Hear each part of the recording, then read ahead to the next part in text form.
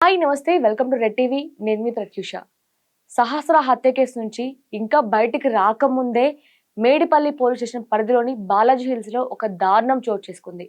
మహేందర్ రెడ్డి అనే ఒక వ్యక్తి తన భార్య అయిన స్వాతిని, అది కూడా 5 నెలల గర్భంతో ఉన్న స్వాతిని అతి కిరాతకంగా హత్య చేసి తనని మొండెము, తల, కాళ్ళు, చేతులు అన్నీ కూడా సపరేట్ నరికి ఒక కవర్లో ప్యాక్ చేసి దానిని మూసీ నదిలో పడేసినట్లు కూడా ఇప్పుడు తెలుస్తుందనమాట.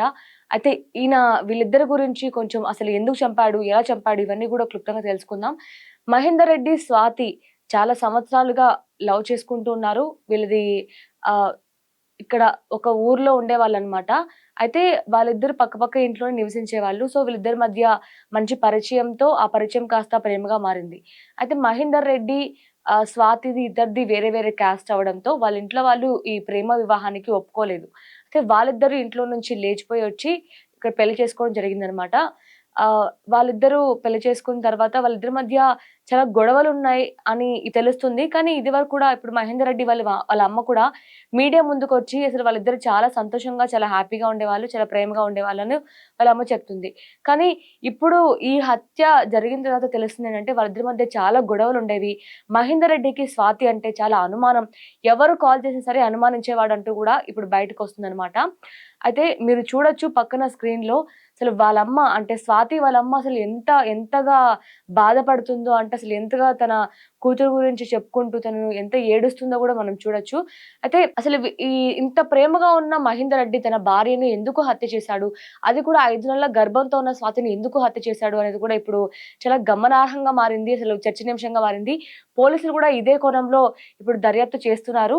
అయితే వీళ్ళిద్దరూ లేచిపోయి వచ్చిన తర్వాత మహేందర్ రెడ్డి తన ఫ్యామిలీతో అసలు టచ్‌లో లేడంటూ కూడా మహేందర్ రెడ్డి వాళ్ళ అమ్మ చెప్పుకొస్తుంది. కనీసం మహేందర్ రెడ్డి మాత్రమే కాకుండా స్వాతిని కూడా తన పేరెంట్స్‌తో మాట్లాడనివ్వకుండా, కనీసం ఫోన్ చేయనీయకుండా, ఒకవేళ ఫోన్ చేసినా కూడా తన దగ్గర అసలు ఫోన్ ఉండనీయకుండా చేసేవాడంటూ కూడా స్వాతి వాళ్ళ అమ్మ కూడా మీడియా ముందుకొచ్చి చాలా బాధపడుతూ ఇలాంటియన్ని చెప్పుకొస్తుంది.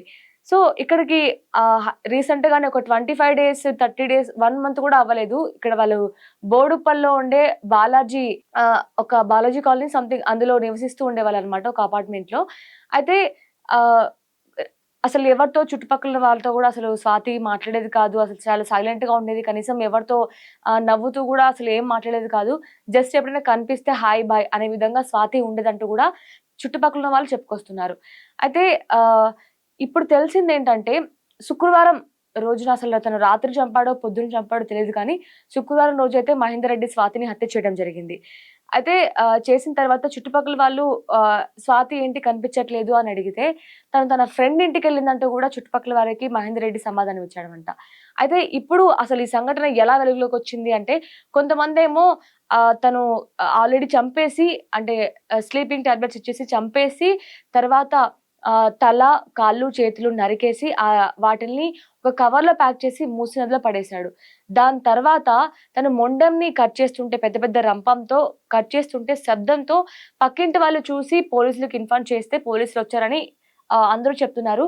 కానీ మేమక్కడికి వెళ్ళడంతో అక్కడ వాళ్ళు చెప్పుకొచ్చిందేంటంటే, తను అసలు చనిపోయిందంటూ గూడా కింద ఫ్లోర్ వాళ్ళకి కూడా తెలీదసలు. కింద ఫ్లోర్ వాళ్ళకి తెలీదు. పైన వాళ్ళకి అసలు ఎవ్వరికీ తెలీదు. కనీసం పోలీసులొచ్చే వాళ్ళకి కూడా ఆ చుట్టుపక్కల వాళ్ళకి ఎవ్వరికీ తెలీదు ఈ హత్య గురించి. అయితే స్వాతి వాళ్ళ అన్నకి కాల్ చేసి మీ చెల్లెలు సూసైడ్ చేసుకుంది. ఉరేసుకొని చనిపోయిందని వాళ్ళ అన్నయ్యకి చెప్పడంతో, వాళ్ళ అన్నయ్య పోలీసులకి ఇన్ఫార్మ్ చేయడంతో, పోలీసులు వాళ్ళుండే నివాసంకి ఆ రూమ్‌కైతే వచ్చారో, ఆ రూమ్‌కి రావడంతో అక్కడ కవర్లు, అలాగే పెద్ద పెద్ద రంపాలు ఇవన్నీ చూసి అతన్ని నిలదీయడంతో అతను దొరికిపోయాడు. నేనే చంపేసాను తను ఒప్పుకున్నాడు. స్వాతి బాడీ పార్ట్స్ ఎక్కడ పడేశారు అనే విధంగా పోలీసులు తినని క్వెషన్ చేయగా, మహేందర్ రెడ్డి పోలీస్‌తో పాటు వెళ్లి అక్కడ మూసీ నది దగ్గర పడేసినట్టు కూడా మహేందర్ రెడ్డి చెప్పుకోరావడంతో మొత్తం గూడా అక్కడ గాలింపులు చేపట్టారు. అయితే ఇక్కడ గమనార్హం ఏంటంటే, మూసీ నది ప్రవాహం చాలా ఎక్కువగా ఉండడంతో అక్కడ అసలు బాడీ పార్ట్స్ ఇప్పటి వరకు ఏవి దొరకలేదు. సో, పోలీసులు ఇంకా దాని కోసం గాలింపులు చేస్తున్నారు. అలాగే అసలు మహేందర్ రెడ్డి స్వాతిని ఎందుకు చంపాడు? అది కూడా 5 నెలల గర్భంతో ఉన్న స్వాతిని అసలు ఎందుకు చంపారు? అది కూడా లవ్ మ్యారేజ్ చేసుకొని ఇంత ప్రేమగా ఉండే వాళ్ళు సడన్ గా ఎందుకు ఇంత క్రూరంగా చంపడానికి గల కారణాలు ఏంటి? ఇందులో మహేందర్ రెడ్డి మాత్రమే ఉన్నాడా? మహేందర్ రెడ్డితో పాటు ఇంకెవరైనా సహాయం చేశారా? అనే విధంగా పోలీసులు ఈ కేసునైతే దర్యాప్తు చేసినట్లు కూడా తెలుస్తుంది. మరి అలాగే మహేందర్ రెడ్డి వాళ్ళ అమ్మ కూడా మీడియా ముందుకొచ్చి మాట్లాడడం జరిగిందనమాట. ఎప్పుడైతే మహేందర్ రెడ్డి ఇంట్లోంచి వెళ్ళిపోయాడో, తనని తీసుకెళ్ళిపోయాడో, సో అప్పటి నుంచి మాకు వాళ్ళకి ఎటువంటి సంబంధం లేదు. అసలు వాళ్ళు ఎక్కడున్నారు, ఎలా ఉన్నారని కూడా మేము పట్టించుకోవడం లేదు. అసలు మాట్లాడడం లేదు. కాబట్టి మాకు ఈ హత్యకి ఎలాంటి సంబంధం లేదు అంటూ కూడా ఆమె చెప్తున్నారు. అలాగే స్వాతి వాళ్ళ అమ్మ కూడా వీడు చాలా క్రూరాత్మకుడు. అసలు మా అమ్మాయిని సరిగ్గా చూసుకోడు. మమ్మల్ని చాలా హింసిస్తాడు ఆ అమ్మాయిని అంటూ కూడా స్వాతి వాళ్ళ అమ్మ చెప్పుకొస్తుంది. సో అసలు మహేందర్ రెడ్డి ఎందుకు చంపాడు? ఇంకా ఎవరైనా ఉన్నారా? ఇవన్నీ కూడా మనం రాబోయే రోజుల్లో తెలుసుకుందాం. అలాగే ఈ కేసు నుంచి మీకేం అర్థమైంది? మహేందర్ రెడ్డిని ఏ విధంగా శిక్షించాలి? అసలు శిక్ష పడాలా? లేదంటే అతన్ని ఏం చేయాలనేది కూడా మీరు కామెంట్ రూపంలో తెలపండి. Thank you so much for watching.